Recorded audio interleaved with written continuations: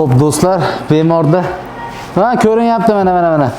Xo'p do'stlar, bemorda 10 yillik bepushtlik Qirg'iziston Respublikasi O'sh shahridan kelgan bemorimizda mana bugungi kunda obstruktivniy azospermiya holati ko'rinib turibdi. Bemorda million spermatozoid bor, lekin tashqariga chiqmayapti. Bemorda urug' yo'llari yaxshi rivojlanmagan, ya'ni sperma olib ketuvchi yo'llar.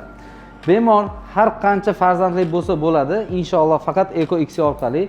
EcoXY jarayoni ham 100%lik natija demaymiz, 50-50 deb aytamiz, chunki ayoliga ham bog'liq bu narsa.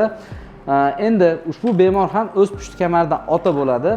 10 yillik savollarga, 10 yillik dardga javob olindi.